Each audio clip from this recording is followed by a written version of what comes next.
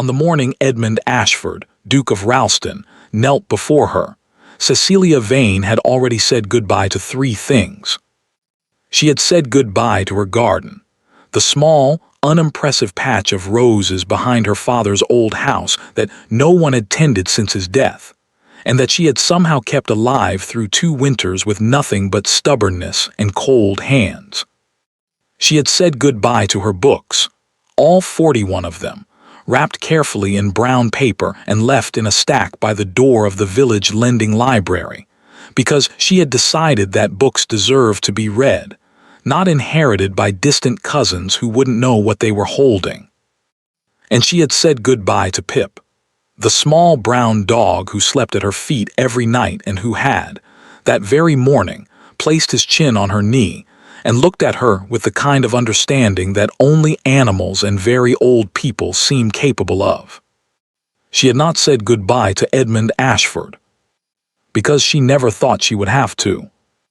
The library at Ashford Park smelled like wood smoke and old paper, and Cecilia had been standing in it for approximately 4 minutes before she realized she was not alone. She had not been invited to wander. Lady Miriam Holt, her oldest friend, her only confidant, and the one person on earth who knew what the doctor had said 3 weeks ago, had insisted she come for the fortnight. You cannot spend your remaining time staring at walls, Cease. Come. The estate is beautiful in autumn. Edmund won't even notice you're there. He never notices anyone. That had seemed at the time like a reasonable assurance. Cecilia ran one finger along the spine of a leather-bound volume she had no intention of pulling from the shelf. It was simply something to do with her hands. She had been doing that lately, finding small tasks for her hands so that the rest of her might stay still. She did not hear him come in. She only knew he was there when he spoke. "That one is dreadful," said a low voice from somewhere behind her left shoulder. "I've read it twice." Both times were a mistake. Cecilia did not startle. She had grown in recent months, very calm about unexpected things. She turned slowly and found Edmund Ashford standing 3 feet away, holding a glass of brandy he did not appear to be drinking, watching her with an expression she could not immediately name. She had seen him once before, 2 years ago briefly, at a county assembly she had attended with Miriam. He had been pointed out to her across the room. Duke of Ralston. Just returned from the peninsula. Doesn't dance. He had looked from a distance, like a man made entirely of angles, sharp jaw, straight shoulders, the kind of stillness that rooms tend to arrange themselves around. Up close, he looked like a man who had not slept properly in a very long time. "I'll take your word for it," Cecilia said, and turned back to the shelf. There was a pause. She heard him move not toward her, but to one of the leather chairs by the window, where he sat with the particular careful weight of someone managing an old injury. She pretended not to notice. He pretended not to notice her pretending. They remained like that for some minutes, she at the shelves, he at the window, in a silence that was, surprisingly, not uncomfortable. "You're Miriam's friend," he said eventually. "Cecilia Vane," she confirmed. "Baron Vane's daughter." Another pause. "He died last spring." "He did. I'm sorry." She considered telling him that she was not, particularly, that her father had been a weak and foolish man who had drunk himself through 2 inheritances and left her with a crumbling house and a stack of unpaid accounts. She decided against it. "Thank you," she said instead. Edmund Ashford said nothing more. He finished his brandy. He left. Cecilia stood in the library for a long moment after the door closed, her finger still resting on the spine of the dreadful book, and thought, well, that was nothing. She revised that opinion over the following 10 days. He did not seek her out, not exactly. But he appeared. In the breakfast room when she came down early, because sleeping had become difficult. In the East Garden when she walked there in the afternoons, because the air helped. Once, memorably, in the corridor outside the music room, where he stood listening to her play for a full 7 minutes before she noticed him and stopped. And he said only, "Don't stop on my account," in a tone that suggested he meant it. Miriam watched all of this with an expression Cecilia did not trust. "He's simply being polite," Cecilia told her, on the 9th morning over cold toast and tea. "Edmund," said Miriam carefully, "has not been polite to a house guest in 4 years. Then he's practicing." "Cease, Miriam." Cecilia looked at her steadily. "Don't." Miriam pressed her lips together and said nothing. But she looked at her plate with the expression of someone who has already decided on a course of action and is simply waiting for the correct moment. The correct moment, as it turned out, was the following afternoon. Cecilia was in the library again. She had developed a habit of it, which she recognized as unwise and continued anyway. When the door opened, and Edmund came in with the settled purposefulness of a man who had been somewhere else, decided against it, and come here instead. He stopped when he saw her. She waited. He crossed the room. He stopped in front of her. And then, without preamble, without any of the careful social scaffolding that these moments were supposed to involve, no drawing room, no chaperone, no prepared speech, Edmund Ashford went down on one knee on the library floor and looked up at her with an expression she still could not name, but that struck her, suddenly, as the most unguarded thing she had ever seen on a grown man's face. "Miss Vane," he said, "I recognize that this is abrupt. I recognize that we have known each other for 10 days, and that I have not handled those 10 days with any particular grace. I am not a man who does this sort of thing easily, and I suspect that is obvious." A pause. "I am also not a man who is good at waiting when he knows his own mind." Cecilia's hand had gone very still against the shelf. "I am asking you to marry me," Edmund said. "Not because it would be convenient. Not because the estate requires an heir, or the season requires a duchess. Because you are the only person in this house, possibly in some years, who has sat in a room with me and not tried to fill the silence. Because you play Schubert in an empty room when you think no one is listening. Because you said thank you when you meant something else entirely, and I understood exactly what you meant." He stopped. His jaw was tight. "I am aware this is not a conventional speech." "No," Cecilia agreed. Her voice was very even. She was quite proud of that. "I am not a conventional man." The room was quiet. Through the tall windows, the autumn light was the particular low gold of late afternoon, and it lay across the floor between them like something physical, like something that could be stepped over or stood in. Cecilia looked at Edmund Ashford, kneeling on her behalf on a library floor, brandy-eyed and unslept and utterly serious, and felt something move through her chest that she had not felt in a very long time. Something that was not quite hope, because hope had become a complicated thing but was related to it. A cousin of it. She thought about that morning's letter, folded in her pocket. Dr. Hargrove's careful handwriting. "At most 6 months, Miss Vane, and that is if you are careful." She thought about Pip and the roses and the 41 books. She thought about the word yes, how it would feel in her mouth, how it would feel in his ear. "I need time," she said. Edmund blinked. It was the first moment in 10 days she had seen him surprised. "Time," he repeated. "A few days," she kept her voice level. "This is not a small question, Your Grace." He rose slowly, and she saw the careful way he straightened the old injury in his left leg, she thought, though he would never say so.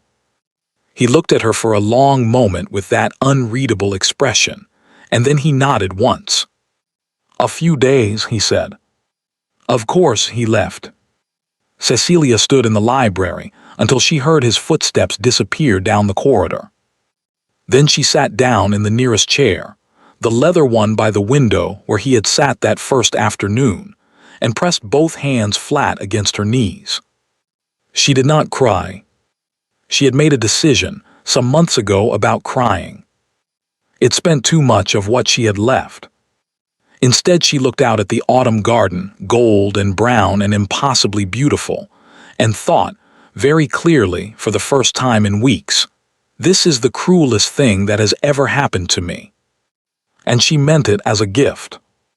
The first thing Miriam said the next morning was, "Did you say yes?" She appeared in Cecilia's doorway before the maid had finished with the curtains, still in her dressing gown, hair unpinned, with the expression of a woman who had not slept because she had been too busy hoping on someone else's behalf. Cecilia was sitting at the small writing desk by the window, her hands wrapped around a cup of tea that had gone cold. She had been sitting there since 5 o'clock. Outside, the garden was white with morning frost, every blade of grass standing stiff and separate, beautiful in the particular way that things are beautiful when they are about to disappear. "Close the door," Cecilia said. Miriam closed it. She came to sit on the edge of the bed, tucking her feet beneath her the way she had done since they were girls sharing a narrow settee in her mother's parlor. She waited. "How could I?" Cecilia said. The words sat between them, quiet and final, like stones placed rather than thrown. Miriam pressed her mouth together. She had known, of course she had known. She always knew, but knowing and hearing were different things. And for a moment her face did something complicated that she quickly schooled back into composure. "Cease," she began. "Don't tell me it wouldn't matter," Cecilia said. Not sharply. She was past sharp. "Don't tell me he would understand, or that I deserve happiness, or any of the other things you've been rehearsing since yesterday afternoon. I know you've been rehearsing them. You have a rehearsing face. I don't have a rehearsing face. You do. Your left eyebrow does something." Miriam's hand went involuntarily to her left eyebrow. Cecilia almost smiled. "Almost. I cannot say yes to a man I am going to leave," she said. "That is the beginning and end of it. He would spend the rest of his life." She stopped. "Started again. He has already lost enough." Miriam was quiet for a moment. Outside, a bird landed on the frost-covered windowsill, looked in at them both with what seemed like judgment, and left. "When did you know?" Miriam asked softly. "Not about Edmund. About the other thing." Cecilia turned the cold cup in her hands. "2 winters ago, I thought it was simply the season. Last spring I knew." She paused. "I told no one because there was no one to tell. Father was already gone. You had just had the baby."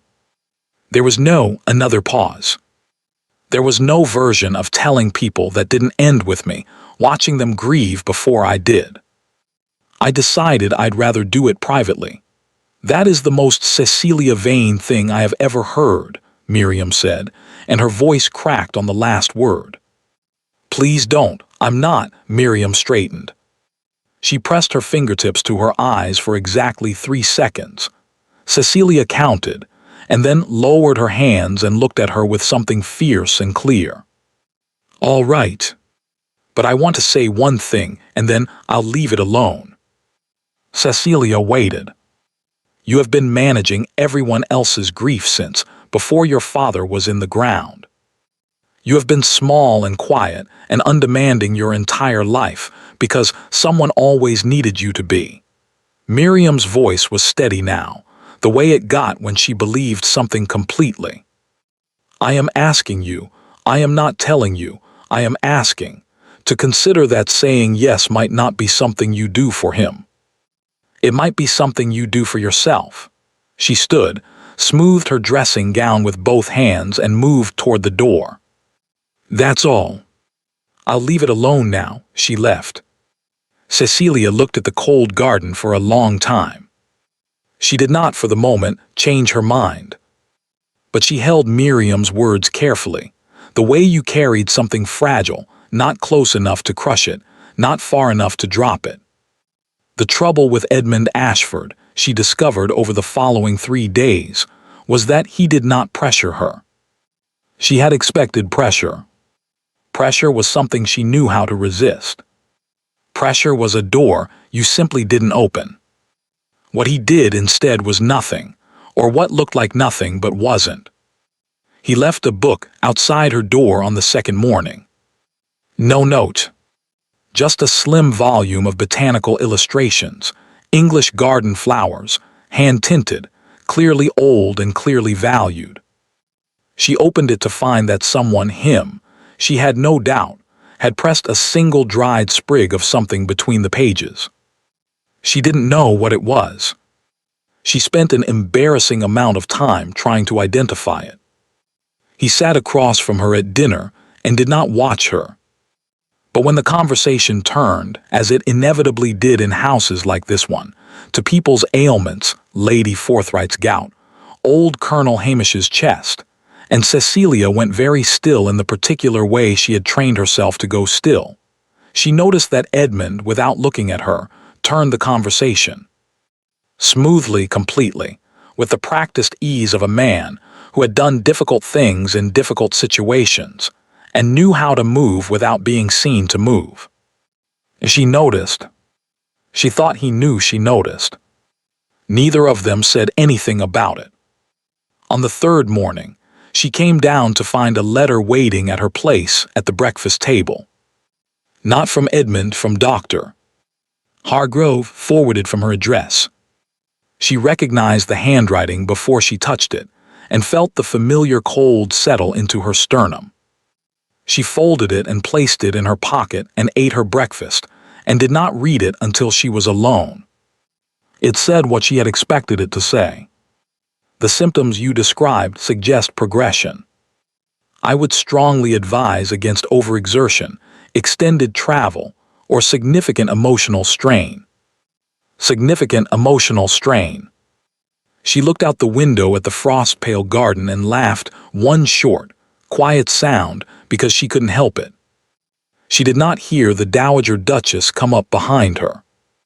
Eleanor Ashford, Edmund's mother, 61 years old, impeccably dressed at all hours, with the kind of posture that suggested a lifelong argument with softness, appeared in the morning room doorway as Cecilia was folding Hargrove's letter back into her pocket. She looked at Cecilia with eyes that were Edmund's eyes, older and more practiced, and said, "I'd like a word." It was not a request. The Dowager's private sitting room was everything the rest of Ashford Park was not: small, warm, aggressively personal. Portraits on every wall. A writing desk buried under correspondence. A small dog, older and fatter than Pip, with the defeated expression of an animal that had long since accepted its circumstances, asleep on a velvet footstool. The Dowager sat. She did not invite Cecilia to sit. Cecilia sat anyway, because she had decided, some months ago, to stop waiting for permission for things. The Dowager looked at her for a moment with the expression of someone assembling the correct words in the correct order. Then she said, "You are not suitable for my son." Cecilia held her gaze. You may be right. That, apparently, was not the answer the Dowager had prepared for. Something shifted slightly in her expression. She recalibrated. "He is a duke," she continued. "He requires, the position requires, a wife who is capable of the full demands of the role. Socially, physically, and in terms of continuity." She paused delicately on that last word. "An heir," Cecilia said. "Among other things, you believe I am not capable of those things." The Dowager's chin lifted. "I believe the question is worth examining before my son commits himself to a course from which there is no graceful retreat." The room was very quiet. The old dog shifted on its footstool and wheezed. Cecilia looked at the Dowager Duchess, at the rigid set of her shoulders, the controlled precision of her hands in her lap, the faint tension at the corners of her eyes, and felt, with a sudden and unexpected clarity, that she was looking at something she recognized. Not cruelty. Fear. This woman was afraid. Profoundly, specifically afraid, and not of Cecilia, not exactly. Of something Cecilia represented. Some outcome she had already imagined in full detail in the quiet of this small, warm room, with its portraits and its letters and its sleeping dog. She knows, Cecilia thought. The certainty arrived without drama, without evidence she could name, just the particular recognition of one person carrying a secret, seeing another person carry it too. She knows, and she is trying to protect him, and she has no idea that we want exactly the same thing. As she stood, the dowager blinked. She had not been finished clearly. "You are right that I am not suitable," Cecilia said, keeping her voice very even. "I intend to tell him so." "You have my word." She left before the dowager could answer. She walked down the corridor and up the stairs and into her room, and she sat on the edge of the bed with her hands in her lap, and she thought about what the dowager's face had looked like in that last moment, the split second before composure closed back over it. She was relieved, Cecilia thought. And she was devastated. Both at once. She understood that completely. That evening, Miriam knocked. She came in and sat in the chair by the fire, and looked at Cecilia with an expression that said she had been thinking hard since morning and had arrived somewhere. "The dowager spoke to you," she said. "She did. What did she say? That I'm not suitable?" Miriam's eyes darkened. "She had no right. She wasn't wrong," Cecilia said quietly. "Miriam." She looked at her oldest friend, at the familiar face, the worried eyes, the left eyebrow already doing its thing. "She wasn't wrong. And I'm going to tell him no." Silence. "Cease, I've decided." Miriam looked at her for a long, long moment. "All right," she said finally. Her voice was careful. Controlled. "But I want you to know something first." She leaned forward, elbows on knees, and looked at Cecilia with the directness that had always been her most alarming quality. "I want you to know that if you say no because you are trying to protect him, I will respect it. But if you say no because you believe you are not worth the trouble," she stopped. Her jaw was tight. "Then I will argue with you. Every day. For as long as we have." Cecilia said nothing. "You deserve one good thing," Miriam said. "Before you deserve one good thing," the fire crackled. Somewhere in the house, a clock struck 8. Cecilia looked at her hands, at the thin fingers, the faint shadows that hadn't been there 2 years ago. She thought about the book left outside her door.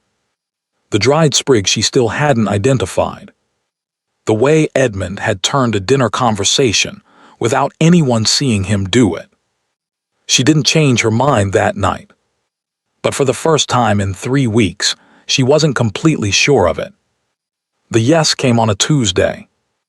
It came quietly, without ceremony, in the East Garden at 2:30 in the afternoon, while a thin November rain was just beginning to decide whether it meant it or not.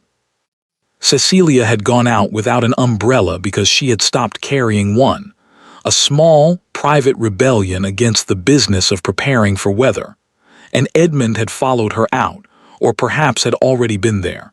It was difficult to say which. She had been standing at the far end of the garden path, looking at the bare rose beds, when she heard his footsteps on the gravel behind her. She didn't turn around. "I've been thinking," she said to the rose beds. "So have I," said Edmund, from somewhere just behind her left shoulder. He had a talent for that position, close enough to be present, far enough to give her room. She had noticed it was deliberate. "I've been thinking about what it means to be selfish," she said again. And I've decided that I've been confusing selfishness with self-preservation for so long that I'm not certain I know the difference anymore." She stopped. The rain made up its mind and began, gently to fall. Your mother came to see me. I know, his voice was even. I spoke to her about it. You didn't need to do that. I did. A brief pause. What she said to you was not. It was not her place. And it was not accurate. Cecilia turned around then, because she wanted to see his face when she said the next part. Edmund was standing on the path in the thin rain with no more preparedness for weather than she had, no hat, no greatcoat, and looking at her with that expression, she still did not have a name for but had spent the past 11 days studying. She wasn't entirely wrong, Cecilia said. Edmund said nothing. He waited. She had learned that about him, that he waited with his whole attention, not with half of it while preparing his response. I want to say yes, she said. Each word was careful and distinct, placed like something she was certain of. I want to say yes, and I want you to know that I mean it, not out of gratitude, not out of circumstance, not because I have nowhere else to go. I mean it because she stopped. Because you are the most surprising person I have met in a very long time, and I was not expecting to meet anyone surprising again. The rain fell softly between them. That is not a yes yet, Edmund said. No, Cecilia agreed. It isn't. She thought about Miriam's face the night before, the firelight, the tight jaw. You deserve one good thing. She thought about the letter in her pocket, Hargrove's careful handwriting. She thought about the plan she had assembled in the dark of 4 o'clock that morning, lying still in the unfamiliar bed, staring at the ceiling and building it piece by piece like a house. She intended to live in briefly and vacate without damage. They would marry. She would have her months, good months, whatever months there were, and Edmund would have a wife who was present and willing and genuinely, devastatingly glad to be there. And when the end came, it would come as illness comes in these stories, as it was supposed to come, gradually, then suddenly, and then it would simply be a grief he could survive. Duke survived grief. The world was full of widowed dukes. He would be all right. He would be all right because she would make sure of it. She would not let him watch her diminish. She would manage it. She was good at managing things. It was, she recognized even as she constructed it, a very foolish plan. It was also the only one she had. Yes, she said. Edmund went very still. Yes, she said again, because it needed saying twice, once for him, once for herself. I'll marry you. He looked at her for a long moment, the rain falling on both of them, and then he did something she had not anticipated. He didn't speak. He didn't reach for her hand or make any of the ceremonial gestures the moment was supposed to call for. He simply closed his eyes briefly, 2 seconds, perhaps 3, with the expression of a man setting something down that he has been carrying for a long time. When he opened them, he looked younger. Not young. She did not think Edmund Ashford had ever been entirely young, but younger than he had this morning, younger than he had at dinner last night, younger than he had been in all the 11 days of her careful, cataloging observation. Thank you, he said quietly. It was such an unexpected thing to say that Cecilia felt something loosen in her throat, that she had been keeping very tightly held. Don't thank me, she said, and was surprised to find that her voice was perfectly steady.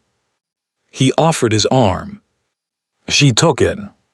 They walked back toward the house in the thin November rain, not speaking, and it was the most companionable silence Cecilia had experienced in longer than she could accurately calculate.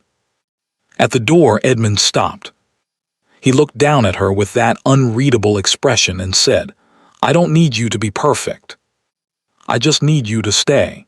He said it simply, like a fact he was reporting. Cecilia's chest did something she did not have a word for. I'll do my best, she said. She meant it as a comfort. It came out like a confession. That night Miriam came. She appeared in the doorway before Cecilia had even lit the second candle, with the expression of someone who had been listening for footsteps in the corridor and had given up pretending otherwise. "Well," she said. "I said yes." Miriam's face did three things in rapid succession: relief, joy, and then something more complicated, something that lived in the space between happiness and grief, which Cecilia knew well because she lived there herself. "Oh, cease," she said. "Don't, I'm not." Miriam came in and sat on the bed and looked at her with clear eyes. I'm glad. I'm very glad." Cecilia sat at the writing desk, her hands flat on the surface, looking at the dark window. The rain had stopped. Outside, the garden was very still. "I have a plan," she said. Miriam went slightly careful. "What kind of plan?" "A sensible one." Cecilia turned to face her. "We marry. I have whatever time I have, and I will be present for it. I will be entirely present, I promise you that. And when things begin to, when it becomes clear that," she stopped. "Start it again. I will manage how it appears. He will not watch me become less. He'll grieve a wife who was, until near the end herself. That's survivable. That's the kind of grief a person comes back from." Miriam was quiet for a moment. "And you've thought about this thoroughly," she said carefully. "I've thought about little else." Another pause. "And Edmund has no part in this plan. No choice. His choice is the marriage. That's the important choice." "Cease." Miriam's voice was gentle, but underneath the gentleness was something firm, something that had been there since they were 16 years old and Cecilia had made a different foolish plan, and Miriam had let her get to the third step before saying anything. "You are planning to manage his grief for him. Before you've even caused it.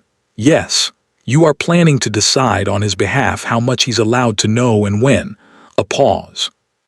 "When you say it like that, I'm saying it correctly." Miriam looked at her steadily. "I'm not going to tell you not to do it. You'll do it anyway, and we both know it. But I want you to hear yourself." She stood and smoothed her skirt.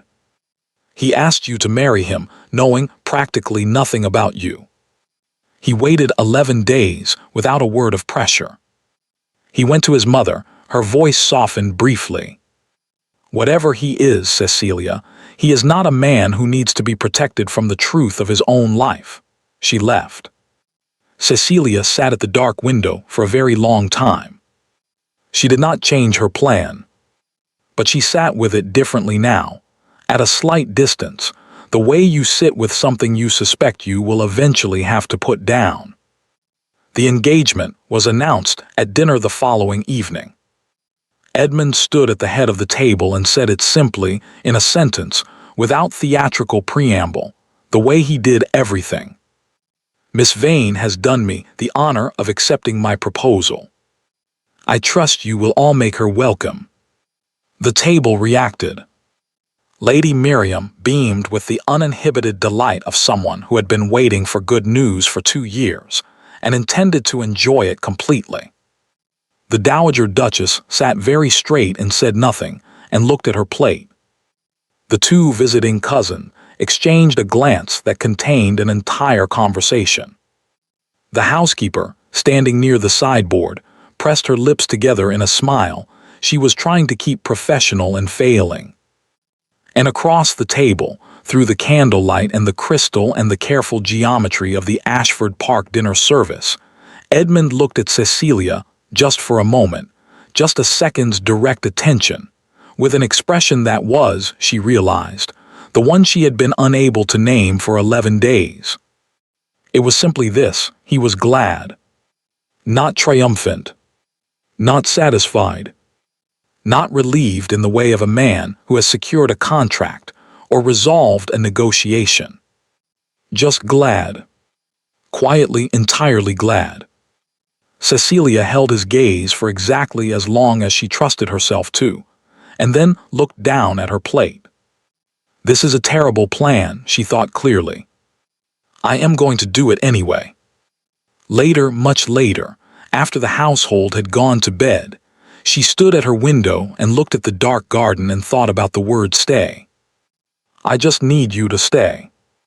She pressed her forehead lightly against the cold glass. I'll stay as long as I can, she thought. That's all I can give you. I'll stay as long as I can, and I'll make sure every day of it counts, and when I go, I'll go quietly and you'll be all right. You'll be all right. She stayed at the window until the candle burned down. She did not sleep until nearly dawn. The engagement changed things. Not dramatically, not in the way that engagements in novels change things, with sudden social elevation and the overnight reordering of drawing room hierarchies. It changed things the way weather changed things, gradually, pervasively, in ways you noticed only when you looked back at what the air had felt like before.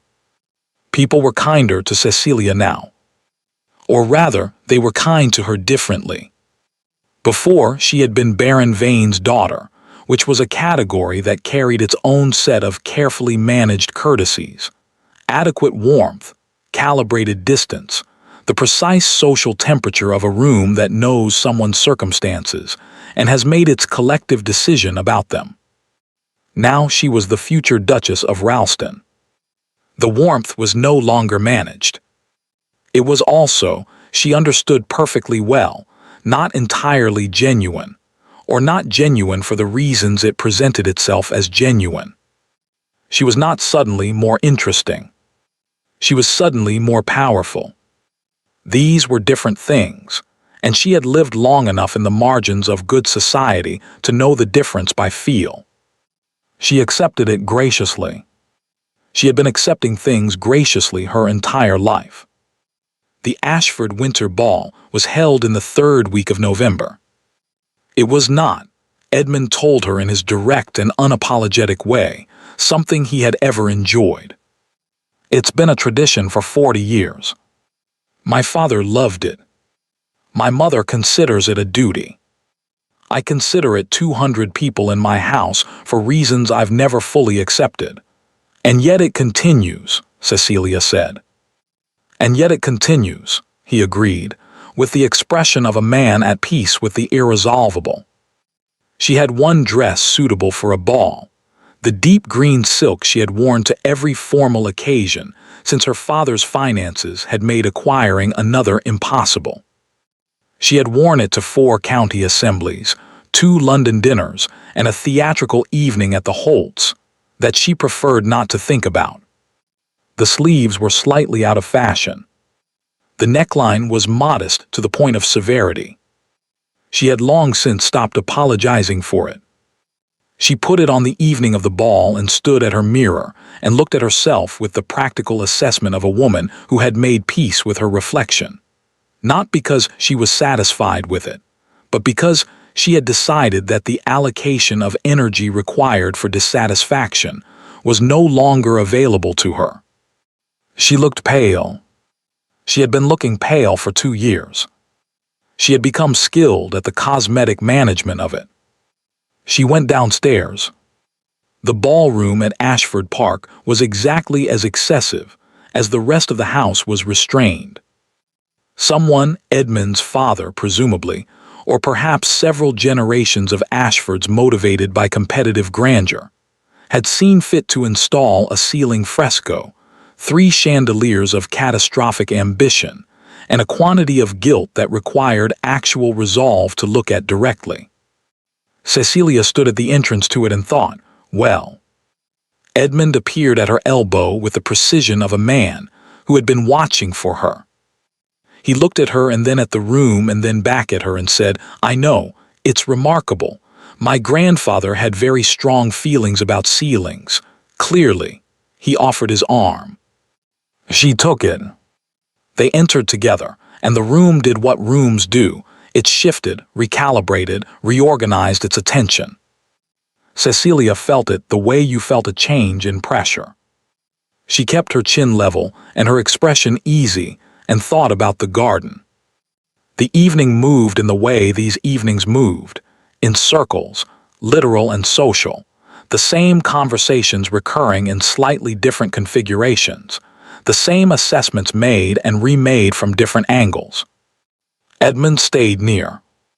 Not attached, he moved through the room with the restrained sociability of a duke fulfilling obligations, but near. She was aware of him the way you were aware of a fixed point when navigating in low light, not always looking at it, but always knowing where it is. Miriam materialized beside her at intervals, glowing with the particular satisfaction of a person who has arranged something successfully and is watching it proceed according to plan. "You look wonderful," and then quieter, "How are you feeling?" "I'm fine," Cecilia said each time. She was fine. Or she was fine in the way she had learned to be fine, which was the steady management of what was not fine until it became invisible. Her chest ached with the particular dull persistence she had stopped noticing except when she was still. She was not still. She danced once, with one of Edmund's cousins, a pleasant young man who talked exclusively about horses and made no demands on her beyond basic rhythmic cooperation. She danced a second time briefly with Edmund himself, a slow movement through the formal geometry of the waltz, his hand at her back with the careful pressure of a man who was aware of exactly where his hand was. "You're cold," he said quietly as they turned. "The windows," she said. He looked at her. She looked at the middle distance. "The windows," he repeated and said nothing more. It was during the second hour that Lady Harcastle appeared. Louisa Harcastle, 32, recently widowed, possessed of the particular confidence of a woman who has been considered beautiful since childhood and has had no reason to revise the assessment, moved through the ballroom with the easy authority of someone who considered herself its natural resident. She had known Edmund for years. She made this clear in the way she spoke to him, the particular proprietary ease of her conversation, the way she touched his arm briefly when she laughed. Cecilia watched this without expression. She was not jealous, or rather, she had decided she had no right to jealousy, which amounted to the same practical result if not the same internal experience. It was not Lady Harcastle who concerned her. It was the moment, an hour into the evening, when Louisa Harcastle drifted to Cecilia's side with a glass of champagne she hadn't been offered and a smile that was perfectly calibrated, warm enough to be unimpeachable, cool enough to mean something. "Miss Vane," she said. "Or I suppose it will be your grace before long." A small, gracious pause. "Edmund is well. Edmund is Edmund. I do hope his future Duchess is quite well." Another pause, delicate as a blade. "In all the ways that matter," she smiled. She moved away. Cecilia stood with her hands still, and her face still, and felt the remark arrange itself inside her chest, finding the exact space it had been designed for. Across the room, Edmund was talking to an elderly general and hadn't heard. He looked up, some instinct, some directional awareness, and found her face across the distance. He held her gaze for a moment. His expression asked a question without moving. She gave him the smallest shake of her head. "Nothing. I'm fine. Continue." He continued. It happened at 10:30. She had been standing near the tall windows at the edge of the room, the real windows this time, cracked for air, the cold night pressing in at the edges when the cough came. It came the way they always came now, without warning, a sudden tightening in the chest that gave her perhaps 2 seconds of preparation. She turned toward the window, away from the room, and pressed her gloved hand to her mouth and let the cough have its moment. When she lowered her hand, there was blood on the white glove. Small, precise, unmistakable. She looked at it for 1 second.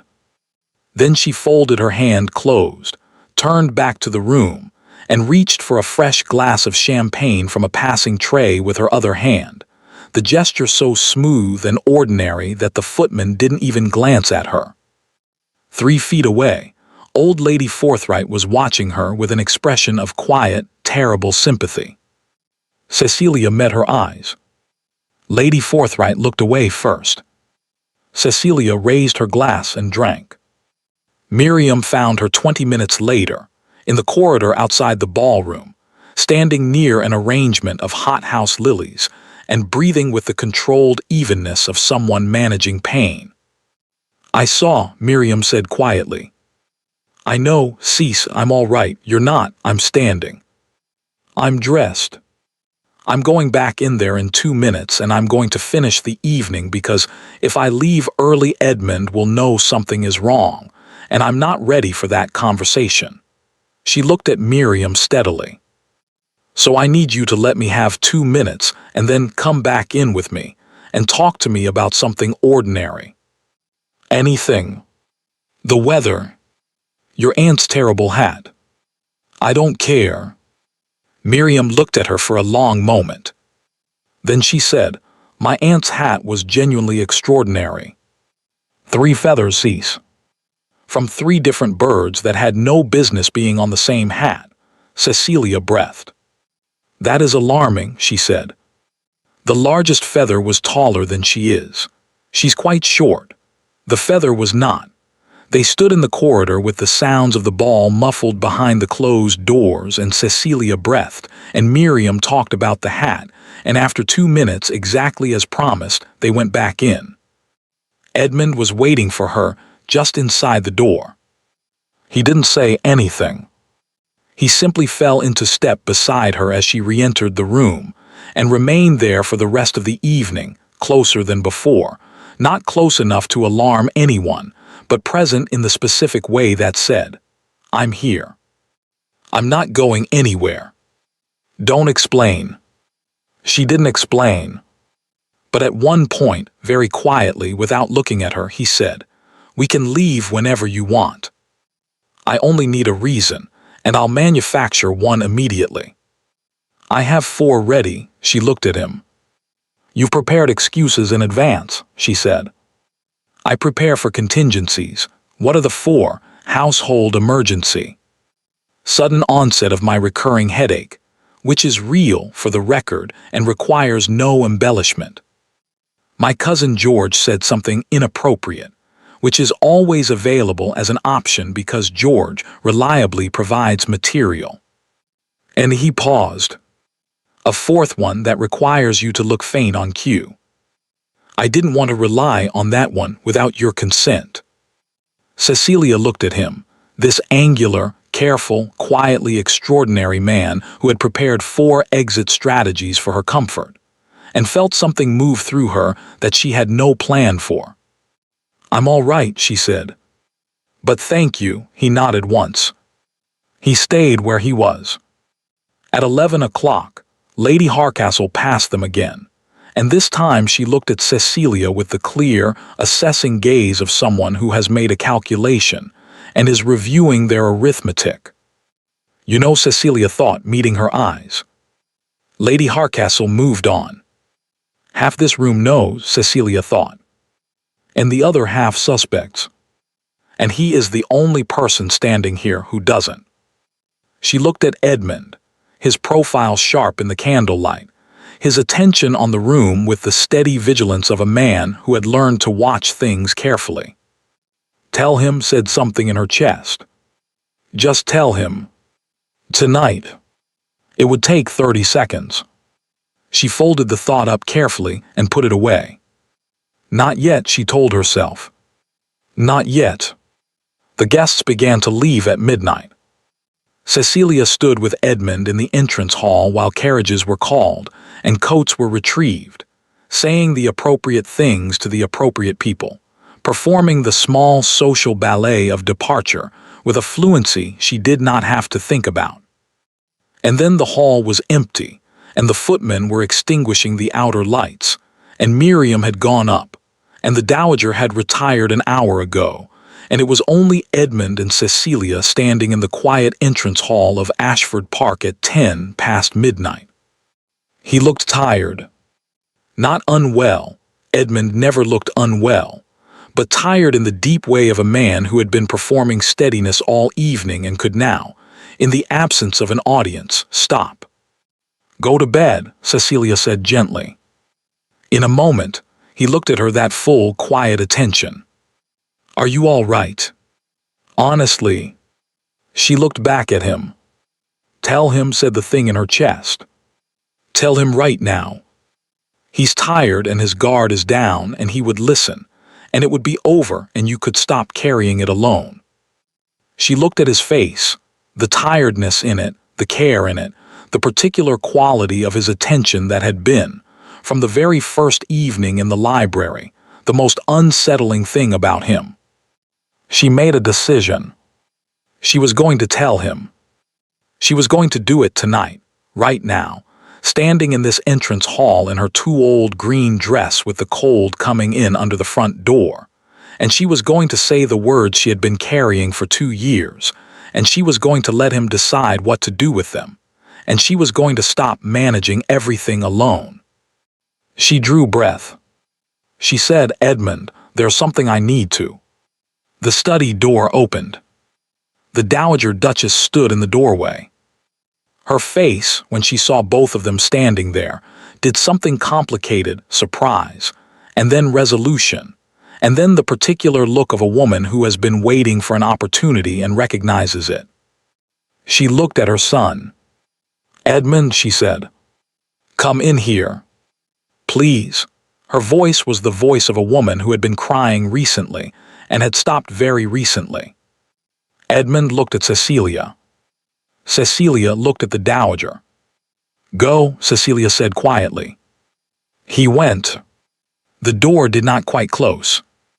Cecilia stood in the entrance hall and told herself to go upstairs. She told herself clearly and specifically. She didn't go upstairs. She stood in the quiet entrance hall at 10 past midnight, and she heard, through the not quite closed study door, the Dowager's voice, low and strained and entirely unlike its usual controlled precision.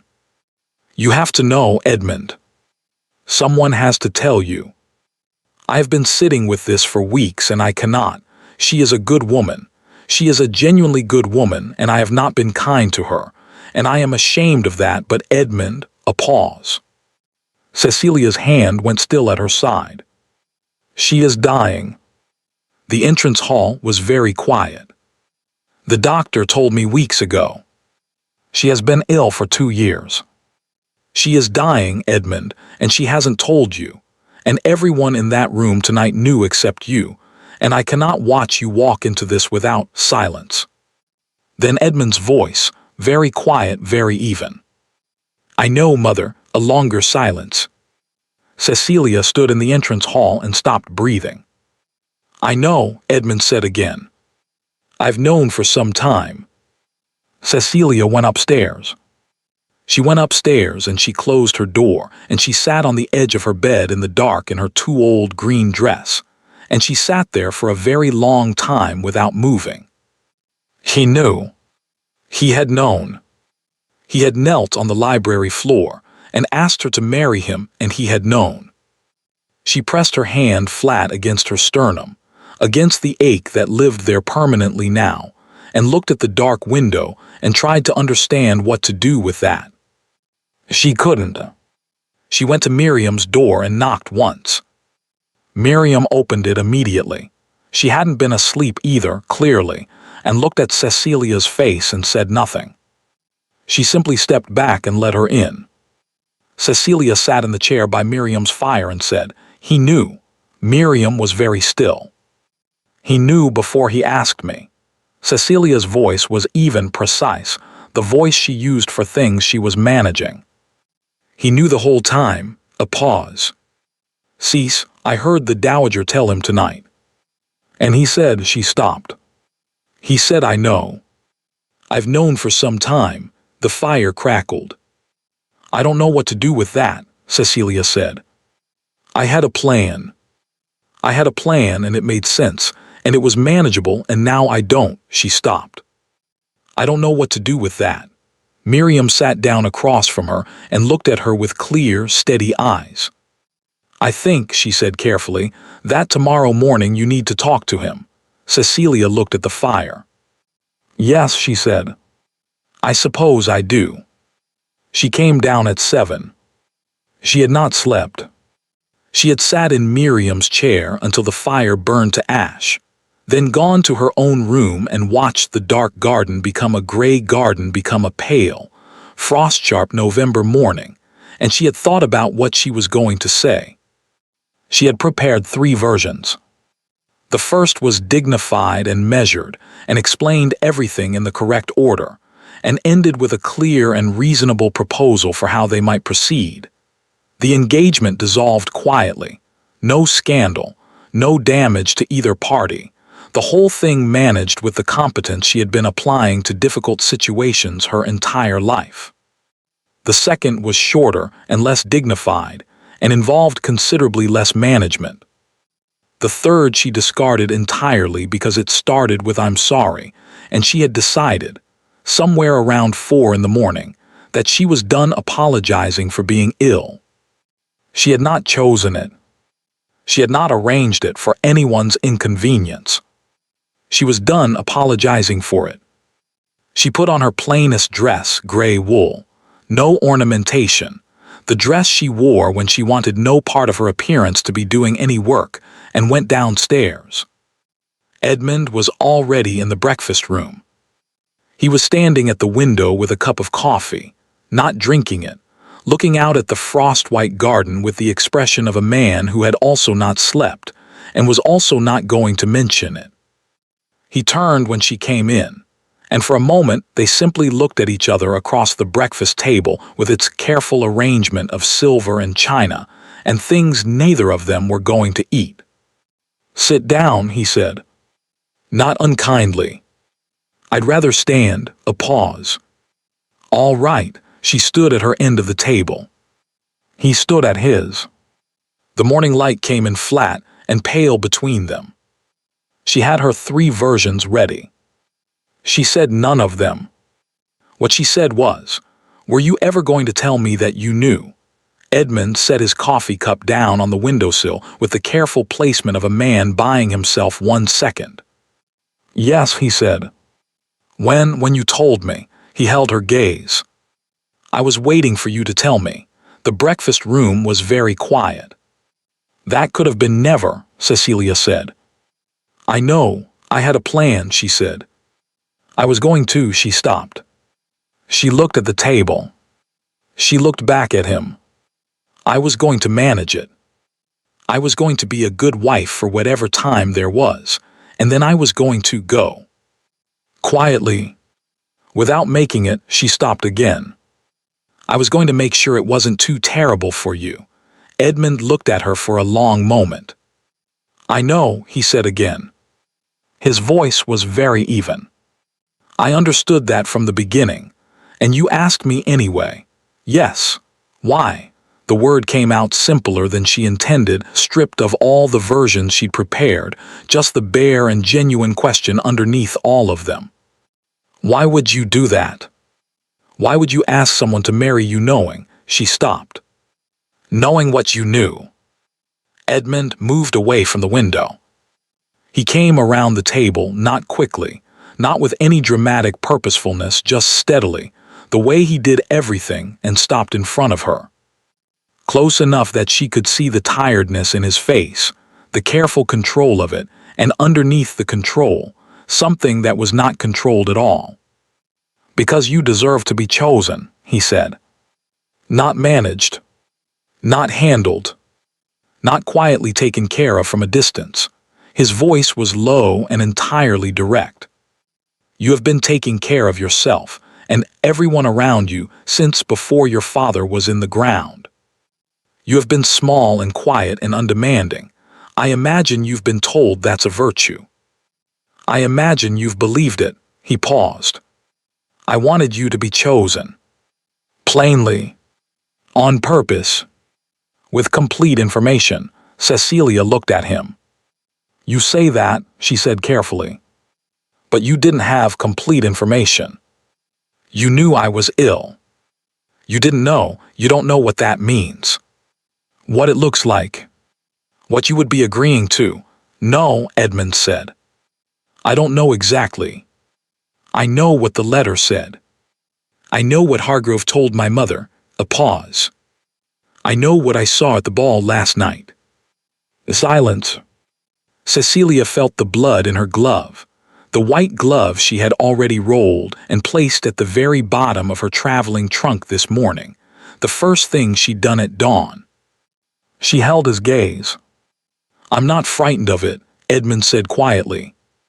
I want to be clear about that. I'm not asking you to protect me from it. He paused. I am, however, very angry that you were carrying it alone. Something shifted in Cecilia's chest. You have no right to be angry, she said. Reflexively, the way you said something you'd been saying internally for a long time. I know, he said. I'm angry anyway.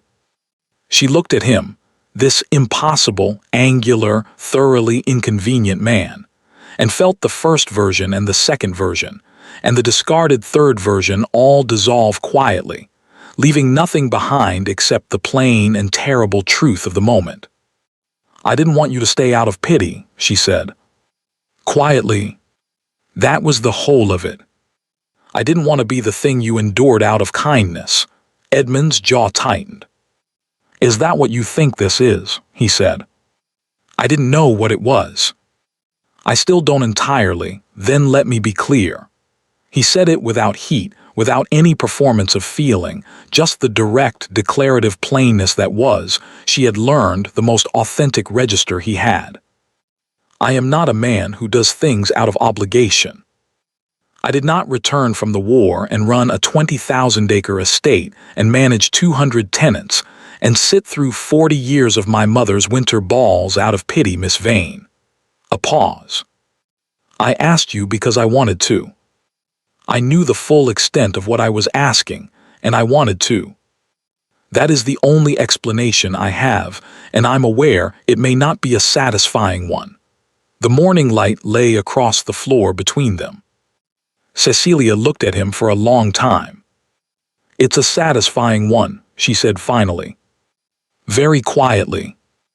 Edmund exhaled one breath, controlled, and something in his shoulders changed. They stood in the breakfast room in the early morning quiet, not touching, not moving, and the space between them felt different than it had 60 seconds ago. Smaller. Not closed, not yet, but different. There's something else, Edmund said. She waited. He went back to the window. He picked up the coffee cup, set it down again. He turned to face her with the expression of a man who has rehearsed something, and is now deciding whether the rehearsed version is the honest one. I wrote to a physician in Zurich, he said. 8 weeks ago. Cecilia went still. His name is Dr. Albrecht. There is work being done. Treatments. Not cures, I want to be precise. I will not tell you it's a cure because I don't know that and I won't lie to you. He held her gaze. But there are cases. There are documented cases of stabilization. Of people who were where you are and who have more time than they were told. The room was very quiet. You wrote to him, Cecilia said. 8 weeks ago, yes, before you asked me, a pause. Yes, you were already, she stopped. Before I said yes. Before I said anything. You were already, yes, his voice was steady. I want to be precise about what it means and what it doesn't. It is not a certainty. It is not even a probability I can give you a number for. It is a possibility that did not exist before, and I wanted you to have access to it. He paused. I should have told you sooner. I was waiting until I had a reply, and then I was waiting until you had said yes, and then I was another pause. I was waiting for the right moment, and I recognize now that I was also afraid you would refuse it. Refuse what? Refuse to try. He looked at her directly. Because it would give you hope. And I think you have been very careful about hope."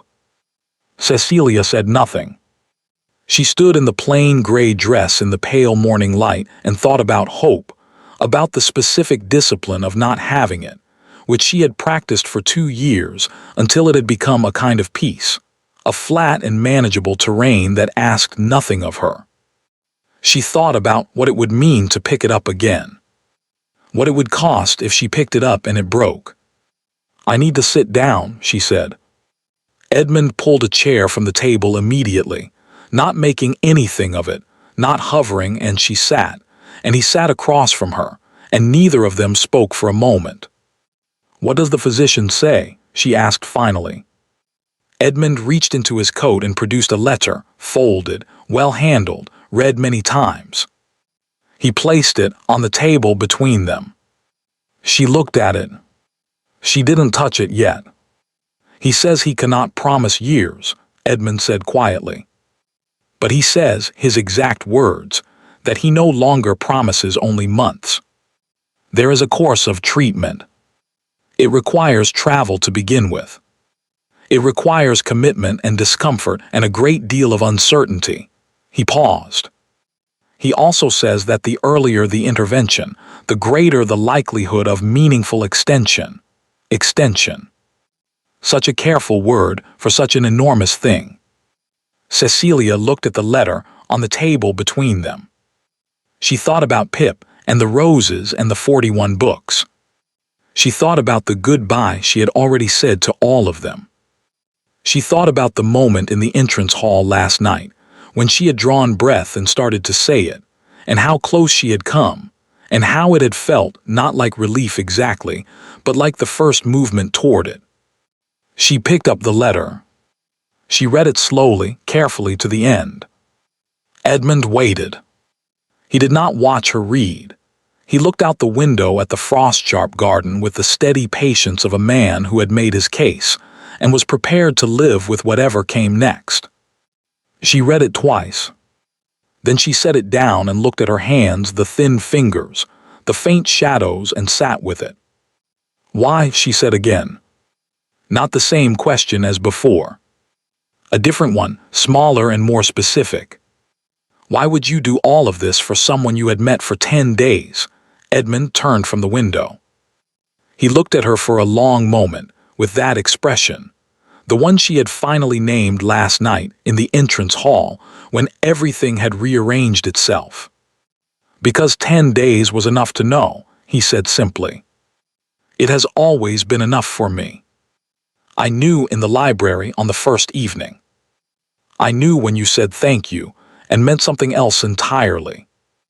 I knew when you played Schubert in an empty room." A pause. "I knew when you turned down a Duke without blinking, which I suspect no one has done in the last decade." Despite everything, despite the letter on the table, and the tiredness in both their faces, and the weight of the last 12 hours, Cecilia felt something happen at the corner of her mouth. 11 days, she said. Edmund looked at her. "It was 11 days, she said. "Not 10, a pause. 11 days, he agreed. And the thing that happened at the corner of his mouth was the closest she had ever seen him come to a smile. 11 days was more than sufficient. They sat in the breakfast room until the coffee was cold, and the frost had melted off the garden, and the morning had fully committed to itself. They talked, really talked, without management, without the careful performance of fine, for the first time. Cecilia told him about the first winter she had known. The specific morning. The specific cold. The particular quality of the silence in her father's house after the doctor left, and she sat alone at the kitchen table and understood what the rest of her life was going to look like. Edmund listened without interrupting, without the expressions people made when they were absorbing difficult information and wanting you to know they were absorbing it. He simply listened, the way he did everything, with his whole and undivided attention. Then he told her about the peninsula. Not the parts she had read about in letters and newspapers, the victories, the campaigns, the clean narrative of military history. The other parts, the parts that had given him the careful way he moved, and the old injury in his leg, and the inability to sleep past 5 in the morning. Cecilia listened without interrupting. When he finished, they sat for a moment in the plain and simple companionship of two people who have told each other true things and found the other still present. "I have a condition," Cecilia said. Edmund waited. "If I agree to see this physician," she stopped. "If I agree to try, I need you to understand something." She looked at him directly. "I will not spend whatever time I have. Whether it is the time I expected or more than that, I will not spend it being ill in front of you. I will not be managed or watched or handled." A pause. "I have been somebody's responsibility my entire life. I don't want to be yours." Edmund held her gaze. "I don't want a responsibility," he said. "I want a wife." He paused. "There is a difference. I know the difference. Then you know that what I'm asking for is equal ground." He said it simply. "You tell me when it's bad. I tell you when it's bad. Nobody manages anyone." A pause. "That's the only arrangement I'm interested in." Cecilia looked at him. "You understand I'm not accustomed to that," she said. "I know." A pause. "Neither am I. We can be poor at it together." She looked at the letter on the table, at the cold coffee, at Edmund's face in the pale morning light, tired and direct and entirely, inconveniently genuine. She thought about the plan she had built so carefully in the dark of 4 in the morning. The manageable plan. The quiet, self-sufficient, dignified plan that asked nothing of anyone and left everyone intact. She thought about what it would mean to put it down. "All right," she said. Edmund was very still. "I'll see the physician," she said. "I'm not promising anything beyond that. I'm not promising to be hopeful or optimistic or any of the other things people expect from someone in my position." She paused. "But I'll see him." Edmund nodded once. His jaw was tight in the way it got when he was feeling something he wasn't going to perform. "That's enough," he said quietly. "That's all I'm asking." Silence. Then Cecilia said, "You kept a sprig from the book." Edmund blinked.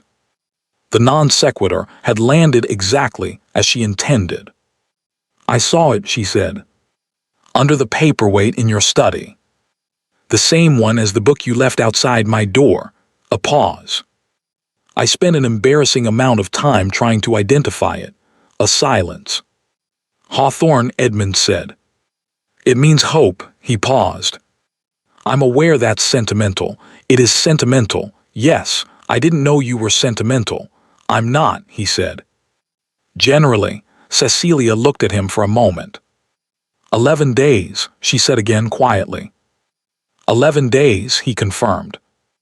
Outside, the frost-white garden had turned gold in the morning sun, bare branches casting long shadows across the cold ground, and somewhere in it a bird was singing with the cheerful disregard of something that simply did not know it was November. The journey to Zurich took 11 days. Cecilia counted them, not anxiously, not with the particular dread of someone measuring out what remained, but with the attentiveness she had developed over 2 years of understanding that days were not guaranteed and therefore worth the noticing. The Channel crossing, gray and cold and indifferent to the fact that it was making her ill. The long flat stretches of northern France, bare-fielded and frost-silvered, passing outside the carriage window like pages turning.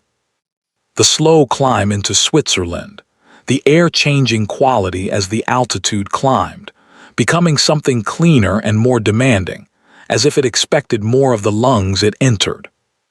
Edmund sat across from her in the carriage and read, mostly. Or held a book open and looked out the window. She had learned to tell the difference. Miriam had come as far as Dover, and then gone home to her husband and her baby, with the expression of someone leaving a person at a dock and needing very badly to believe the ship was sound. She had held Cecilia's hands at the carriage door and said nothing for a long moment, which was, for Miriam, the most serious form of communication available, and then said, "Write to me. Every week." "I mean it, every week," Cecilia had confirmed. And Cecilia, Miriam had glanced briefly at Edmund, standing a few feet away with the studied distance of a man giving space where space was needed. Let him help. Actually let him. Not the version of letting him where you accept help and then immediately work out how to need less of it. Cecilia had opened her mouth. "I know your faces," Miriam said. "All of them." That was the one that means you're about to say of course, and means something more complicated. Cecilia had closed her mouth. She thought about that in the carriage, watching Edmund not read his book. She thought about it in the particular way of someone who has been given accurate information they are not yet certain how to use. Dr. Heinrich Albrecht was 60 years old, Swiss-German and possessed of the kind of quietness that is not the absence of something but the presence of a great deal of it, settled and still.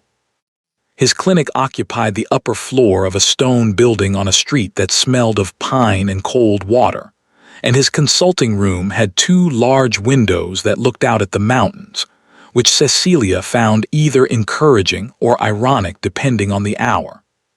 He examined her for a very long time.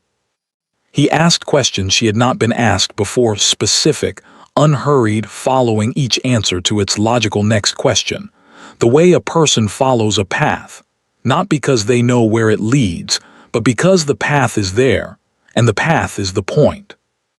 Edmund waited outside. She had asked him too. He had said of course without hesitation, which meant he had known she was going to ask. When Dr. Albrecht had finished, he sat back in his chair and looked at her with the direct, unsentimental kindness of a man who spent his professional life at the intersection of hope and accuracy. "You have been ill for 2 years," he said. "Yes, and for 2 years you have been," he paused, choosing. "Economical. With your energy. With your expectations. Yes, that has kept you here," he said simply. "The carefulness has kept you here. I want you to understand that first, before anything else. The choices you made in ignorance were not wrong. You are here in part because of them." Cecilia sat with that for a moment. Nobody had told her that before. "The question now," Albrecht continued, "is whether here can become somewhere further." He placed both hands flat on the desk. "I will not give you numbers. I have learned not to give people numbers. They carry them poorly. They become the number instead of themselves." A pause. "What I will tell you is that there is a course of treatment. It is long. It is not comfortable. It will require you to remain in Zurich for a minimum of 3 months, and after that to continue with significant care for longer." He looked at her steadily. "It may not work. I will not pretend otherwise. There are cases in which it has not worked. There are also cases," he paused, "cases in which people are still here, 5 years later. Six. Living carefully but living." The room was very quiet. Outside the window, the mountains were entirely indifferent, which she found surprisingly comforting. "What does the treatment involve?" she asked. He told her. She listened to all of it, the detail, the difficulty, the specific discomforts, the things that would be required of her body and her patience and her willingness to exist in uncertainty for an extended and unspecified period. She listened without flinching, not because she wasn't frightened, but because she had made a decision, somewhere in the Swiss foothills, that she was going to hear the true version of things from now on. No management. No edited summaries delivered at a careful distance. When he finished, she said, she paused. The word was still new in her mouth, still finding its shape. "My husband is outside. I'd like him to hear this as well. Albrecht nodded. Of course. Edmund came in and sat beside her and listened to everything. He listened the way he always listened, with complete attention, without performance, without the particular restless discomfort that people displayed when they were hearing something they didn't want to hear and wanting you to know it was difficult for them. He asked 3 questions, each one precise, each one the question Cecilia would have asked next if she hadn't already been thinking about the one after. When Albrecht finished, Edmund looked at Cecilia. She looked at him. I want to try, she said. I've decided, Edmund nodded once. Then he turned to Albrecht and said, what does she need? Specifically, all of it, lodging, diet, restrictions on activity, what I should watch for, what constitutes an emergency and what doesn't, and what you need from me to make this as likely to work as it can possibly be. Albrecht looked at him for a moment. Then he said, with something that was not quite a smile but was adjacent to it, you had better take notes. Edmund produced from his coat pocket a small leather notebook and a pencil. Cecilia looked at the notebook. You brought a notebook, she said. I told you. I prepare for contingencies. You brought it to a medical consultation in Switzerland. I bring it everywhere. He glanced at her briefly. Is that alarming? She looked at him. This man with his notebook and his pencil and his 3 precise questions and his hawthorn sprig under a paperweight, and felt something that was not quite laughing and not quite crying but lived in the warm territory between them. No, she said. It isn't alarming at all. They took rooms at a house on a quiet street 10 minutes from the clinic. A tall, narrow building with wooden shutters, and a landlady named Frau Hofer who had apparently hosted Albrecht's patients before and treated the whole arrangement with brisk, unsentimental efficiency that Cecilia found enormously restful. The rooms were plain and warm and smelled of wood and good bread. There were 2 windows in the sitting room that looked out at a street where the snow, when it came, would be deep and clean, and nothing like the gray London version she was accustomed to. The first week of treatment was difficult in the way that Albrecht had said it would be difficult, specifically, honestly, without embellishment. Cecilia was tired in a new way, more purposeful somehow, as if her body was spending energy on something instead of simply losing it. She slept in the afternoons. She ate the things Frau Hofer produced with implacable regularity at the correct hours. She walked for exactly the distances Albrecht had specified, no more, on streets that were cold and clean and quiet. Edmund walked with her. Every day the same streets, the same pace, slow enough to be useful, steady enough to feel like something. He didn't talk when she didn't want to talk. He talked when she did. He learned without being told the difference. She told him things on those walks. Small things at first, memories, observations, the particular texture of a day from her childhood, the name of the village lending library where she had left her books. Then larger things, the things she had carried alone, the long specific weight of the last 2 years. He received them all the same way, present, still, adding them to whatever he was building of her in his mind without making her feel examined. He told her things too. More than she expected. More, she suspected, than he had told most people. The specific parts of the war that lived in the body rather than the memory, in the left leg, in the early mornings, in the particular quality of silence that still sometimes felt dangerous. The years after, managing the estate alone, the specific loneliness of a house that sighs with no one in it who knew you. I was beginning to think, he said one afternoon on the cold street near the river, that I had simply become someone who didn't require it. Company. Knowing and being known, he paused. I had made my peace with it, and now, Cecilia asked. He looked at her, sideways, in the manner he had when he was being precise. Now I think I was wrong, he said simply. The second month was harder. The treatment's middle passage was, Albrecht had warned her, the most demanding, the point at which the body had absorbed the initial effort and had not yet begun to show anything in return. It was, he said, the part where people gave up. Not dramatically, not in a single decisive moment of refusal, but slowly, by increments, by the accumulating weight of discomfort and uncertainty. And the seductive logic of it isn't working. Nothing is changing. Why continue? Cecilia understood that logic intimately. She had been using it in the other direction for 2 years. There was a morning in the 6th week when she woke before dawn with her chest seized tight and her breath shallow, and the familiar cold certainty. The one she had lived with so long it had become almost companionable, that this was it. That the treatment had been a gesture, a comfort, a thing people did because the alternative to doing something was unbearable, and that the something had simply not been enough. She lay in the dark and was afraid. Really afraid, not the managed, handled, kept at a distance version. The real version, the one she had been too careful and too competent to let herself feel for 2 years. She was afraid and she was alone, and the dark was very dark. Then she heard a sound in the sitting room. Movement, careful, deliberate, the sound of someone trying not to wake her.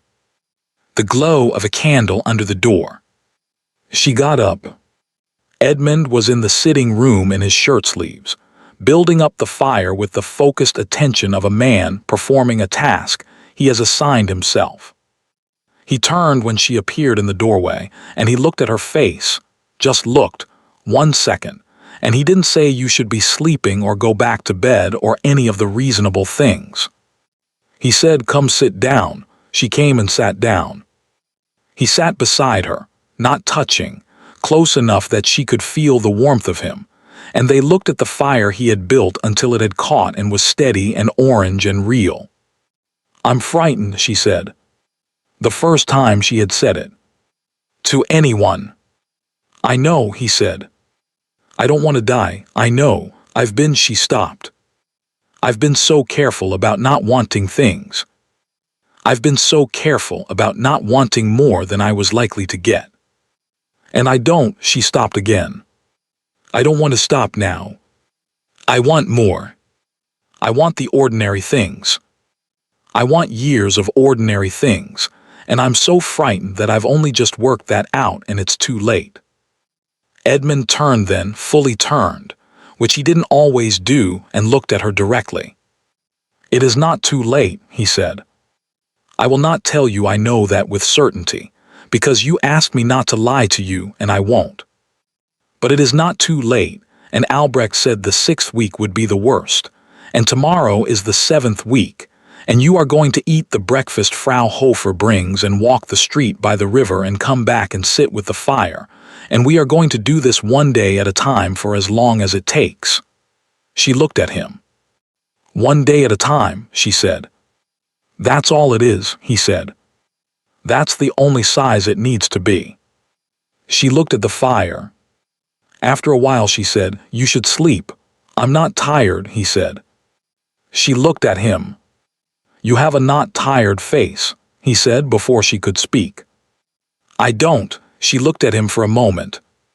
"No," she agreed. "You don't."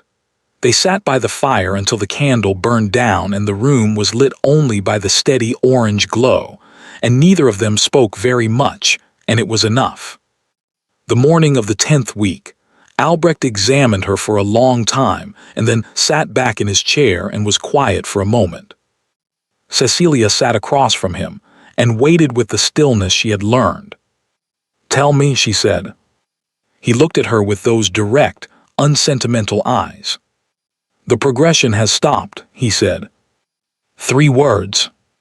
4 syllables. Cecilia sat with them. "The progression has stopped." "Stopped," she said. "Stopped," he paused. "Not reversed, I want to be precise. The damage that exists, exists. But the advancement," he placed both hands flat on the desk. I have not seen this before in a case of your duration. I want you to understand both things. I have not seen it, which means I cannot tell you what comes next with any certainty. A pause. What I can tell you is that you are not where you were. You are somewhere else. Somewhere I did not expect you to reach. Cecilia looked at her hands in her lap. She thought about the morning 2 years ago in her father's cold kitchen, when she had understood what the rest of her life was going to look like. She thought about the 41 books. She thought about the roses. What do I do now? She asked. You continue, Albrecht said simply. Carefully. With attention. You continue, and you come back to me in 3 months, and you continue after that. He paused. You live carefully, Your Grace.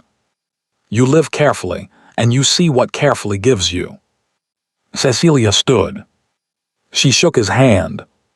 She walked out of the consulting room with the steadiness she had maintained for 2 years through everything, and she went through the door to the waiting room where Edmund was on his feet the moment he heard her step, his face arranged in the careful neutral of a man who has been sitting with hope for 10 weeks and is now 1 second from knowing whether it was worth it. She looked at him. She thought about what to say. She had no prepared version.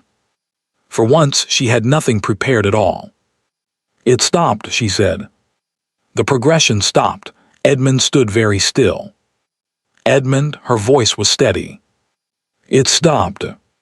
He crossed the room in 3 steps, and his arms came around her carefully, with the particular care of someone holding something that has been fragile and may, or may not, be becoming less so, and she stood in the waiting room of Albrecht's clinic with her forehead against his shoulder and her hands flat against his coat and thought, this is what I almost didn't let myself have. This exact thing. This is what I was going to manage away. She held on. He held on back.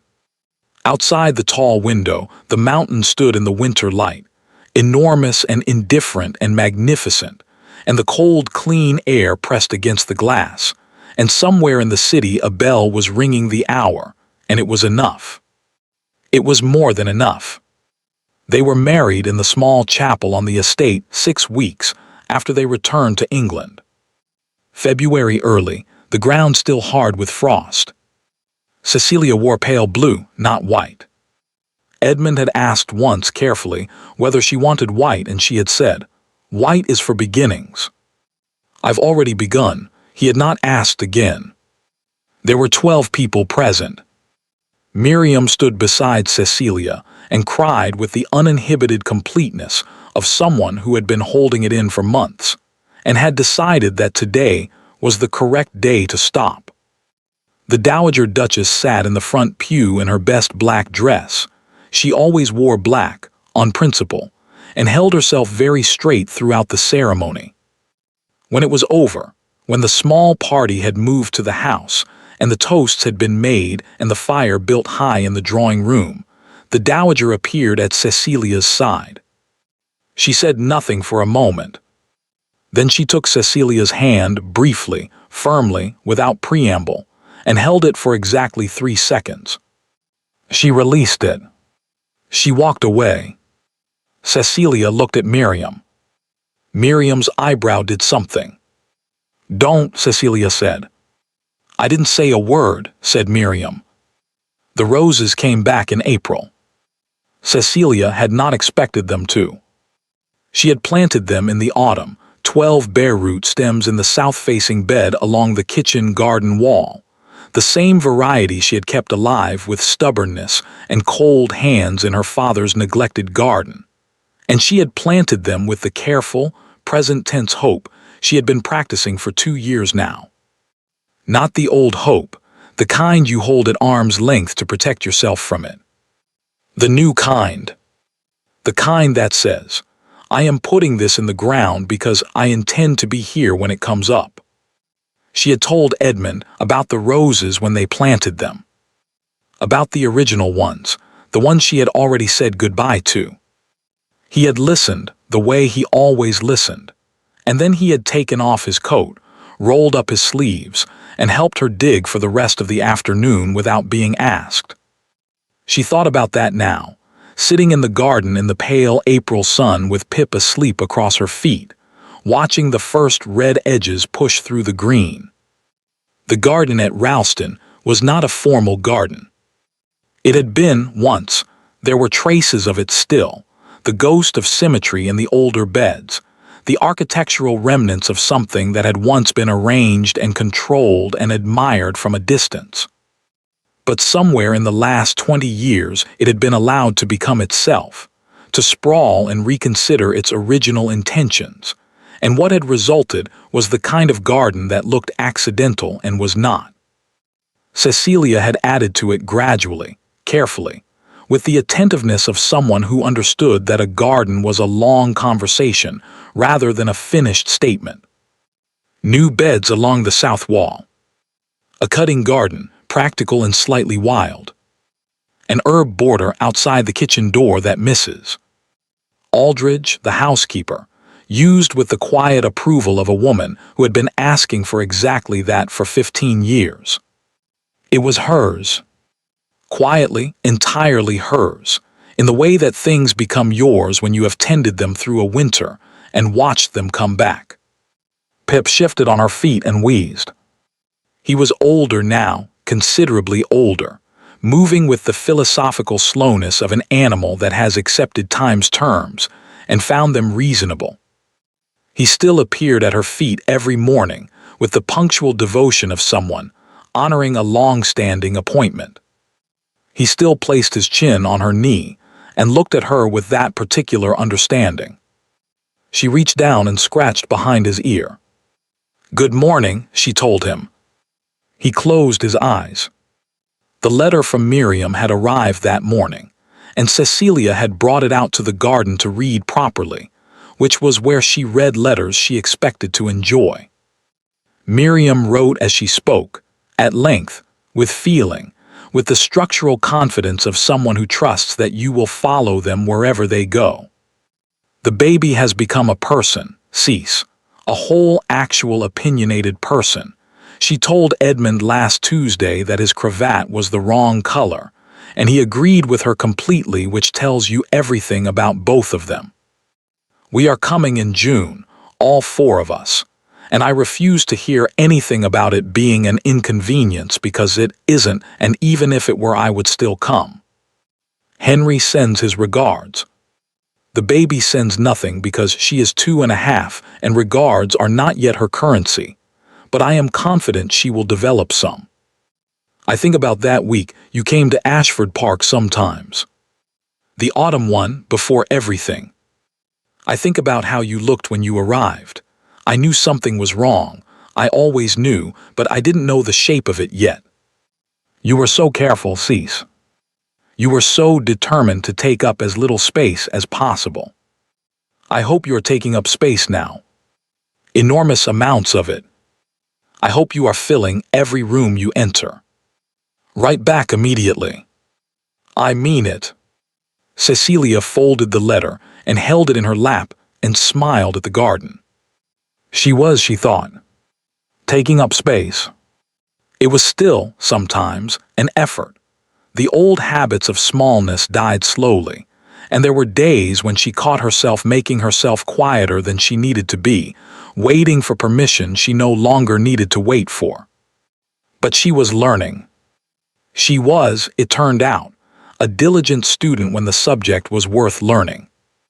She heard Edmund before she saw him, the particular sound of his step on the garden path, the slight unevenness of it that she could now identify at 50 yards, that she had learned the way you learned a piece of music you have played enough times that your hands know it without your mind being involved. He came around the corner of the wall and stopped when he saw her, the way he always stopped, not because he was surprised to find her there, but because he had a habit of stopping and looking briefly before he continued. She had asked him about it once in Zurich, on one of the river walks. "Why do you always stop?" she had said. He had thought about it, the way he always thought before he answered. "I suppose," he had said finally, "I like to make sure you're still there." She had understood that completely.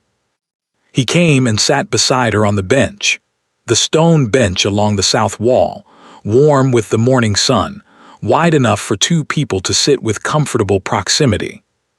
He had a book he wasn't going to read, and a cup of coffee that was already going cold. He sat with the settled permanence of a man who is exactly where he intends to be. Pip opened one eye, assessed him, and closed it again. They sat in the April garden and said nothing for a while, which was one of their best things, the particular quality of silence between people who have nothing to prove to each other, who have already said the difficult things and the true things, and can now simply exist in the same space without requiring it to mean anything additional.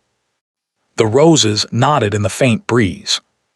Somewhere across the kitchen garden, a wren was conducting an argument with something, small and fierce, and entirely convinced of its own position. Edmund turned a page of his unread book. "Miriam's coming in June," Cecilia said. "I know. She wrote to me as well." Cecilia looked at him. "What did she say?" "She said she was bringing all four of them, and if I attempted to suggest it was inconvenient, she would make it considerably more inconvenient out of principle." A pause. "She also said the baby told her my study needed more flowers. She's right. She is 2.5. She is clearly perceptive."